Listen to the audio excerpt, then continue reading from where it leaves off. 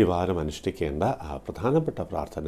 പല പ്രയാസങ്ങളും ഉണ്ടായിരുന്നവർക്ക് അല്ലെങ്കിൽ ഉള്ളവർക്ക് പ്രത്യേകം സങ്കടനാശ ഗണേശ സ്തോത്രം.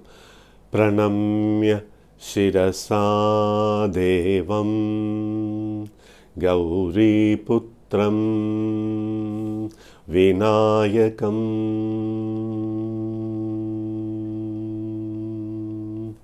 എന്നാരംഭിക്കുന്ന ആ സ്തോത്രം ഭക്തിപൂർവ്വം കിഴക്ക് ദർശനമായിട്ട് ജപിക്കുക. ജീവിതത്തിൽ വരുന്ന പ്രയാസങ്ങൾ നീങ്ങും എന്നുള്ളത് മാത്രമല്ല, അത് കുറയും എന്നുള്ളത് മാത്രമല്ല, നമ്മൾ ഈ വാരം ഉണ്ടാകുവാൻ ഭാഗ്യമുള്ള അനുകൂലമായിട്ടുള്ള ഫലങ്ങൾ തടസ്സമില്ലാതെ വരികയും ചെയ്യും. അടുത്ത ക്ഷേത്രത്തിൽ ദിവസവും ദർശനം നടത്തേണ്ടത് അത്യാവശ്യം. അവിടെ ഗണപതി പ്രതിഷ്ഠയ്ക്ക് മുന്നിൽ നിന്ന് പ്രാർത്ഥിക്കുകയും കഴിയുമെങ്കിൽ അവിടെ ഒരു പുഷ്പാഞ്ജലിയോ അല്ലെങ്കിൽ ഒരു നാളികേര സമർപ്പണമോ നടത്തി ആത്മാർത്ഥമായി പ്രാർത്ഥിച്ചോളൂ. മെച്ചമായിട്ടുള്ളൊരു വാരം വന്നു ചേരും എന്നുള്ളതിൽ സംശയം വേണ്ട. സന്തോഷമായിരിക്കാം.